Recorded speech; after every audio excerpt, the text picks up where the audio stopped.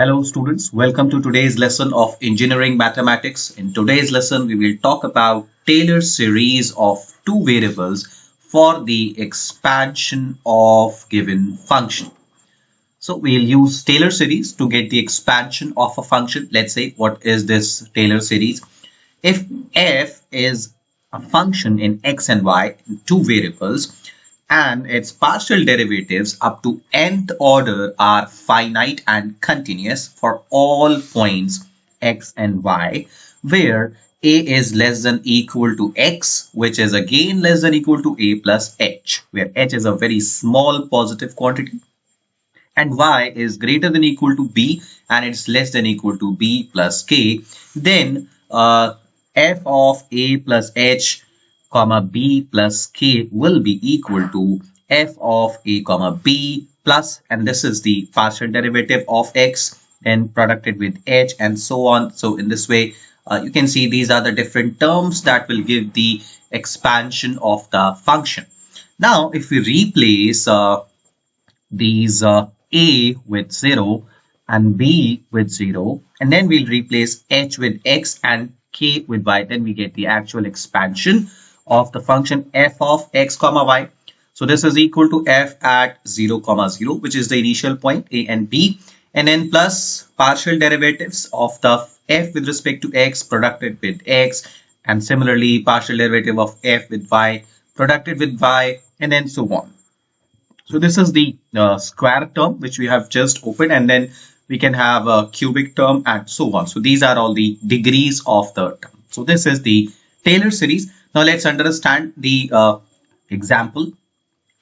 Let's study this example number 78. Expand e to the power x sine y in powers of x and y, where x is 0 and y is 0 as for the terms in the terms of the third degree. That means we have to go till third degree terms.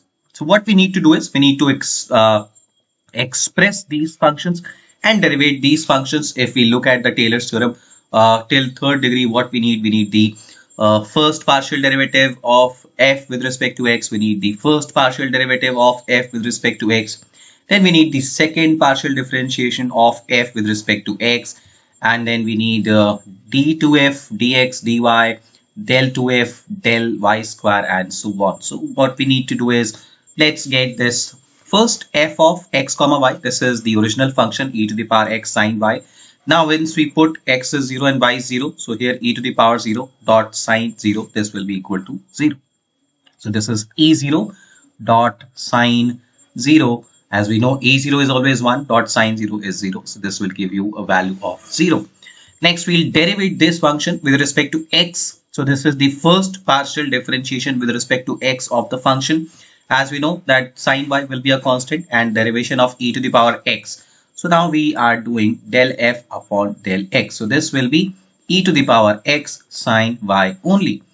Right, so this is e to the power x sine y, and now once we'll substitute the values, x is 0 and y is 0, so this will again be equal to 0. Now we'll perform the first partial differentiation of the function f of x comma y with respect to y. So this is del f upon del y. This will be equal to, now for sine y, we'll have cos y and then e to the power x being a constant. So this will be the first derivative with respect to y. Now substituting x as 0 and y as 0. So this will be e to the power 1 and cos of, sorry, e to the power 0, and this will be cos of 0. We know e to the power 0 is 1 and cos of 0 is also 1. So this will be 1. Now we'll, this is the second differentiation with respect to x, that is del 2f upon del x square. So again, on differentiating this with respect to x, it will give you the same result, e to the power x sine y. So this is e to the power x sine y. Now substituting x and y as 0, we'll get 0.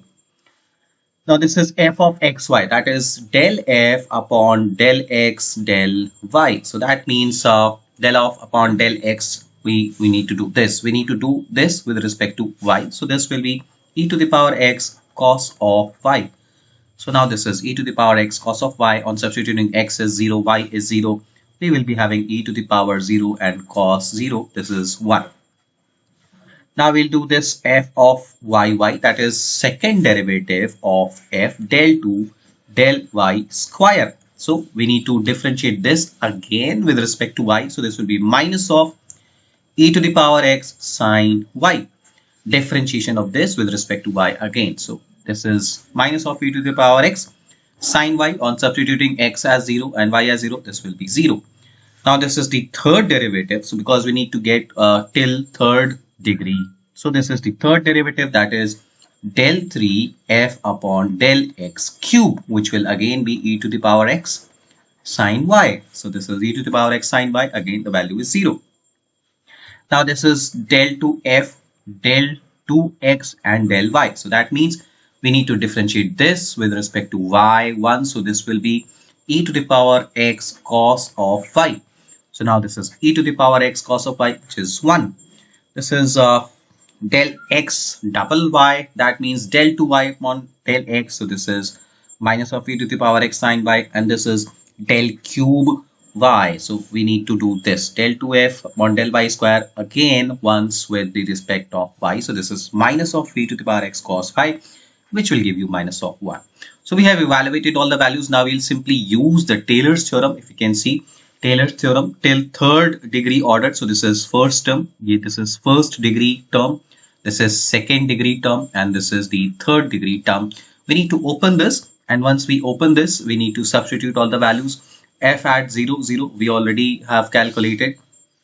And if we'll open this, this will be f of x at 0, 0. So this is x f of x, this is x f of y. As we know that del upon del x is written as f of x here.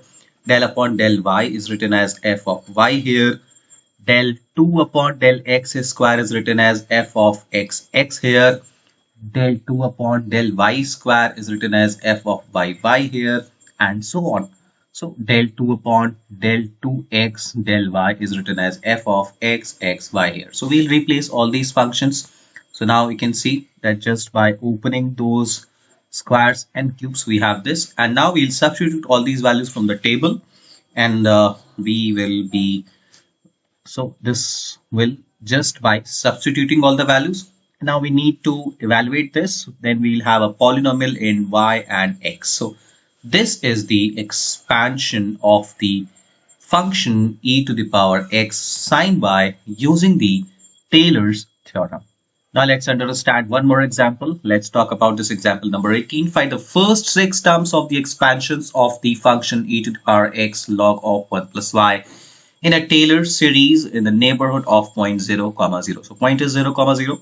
So we can see that this is the Taylor series, and we need to note the first 6 terms. So till here we'll have the first 6 terms. This is term 1, term 2, term 3, term 4, term 5, and term 6. So we need to evaluate till term 6 only. That means we need to get del f upon del x, del f upon del y, del 2f upon del x square, del 2f upon del x del y, and del 2f upon del y square. All these at point 0, 0. So let's do this. So this is del f upon del x, first derivative of e to the power x log of 1 plus y. This will only be e to the power x log of 1 plus y, as log of 1 plus y will be a constant. And by putting x is 0 and y 0, we can see this is equal to 0. So this is e to the power 0 log of 1 plus 0. This will be e to the power 0. So this will be 0. 1 dot 0 is 0. So this is 0. Now with respect to y, we will have e to the power x upon 1 plus y, as log of 1 plus y is equal to 1 upon 1 plus y. So now on just substituting x is 0 and y is 0, we will have this as 1. And this is del 2f upon del x square. Again, this will be same, will be 0. Del 2f upon del y square, this will be e to the power x minus e to the power x upon 1 plus y whole square, which will be minus of 1.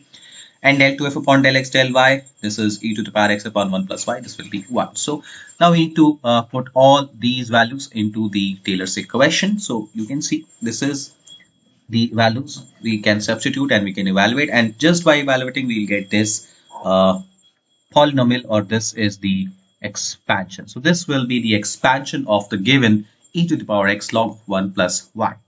So that's it for the today's lesson. We'll meet tomorrow with some new topics. Thank you so much.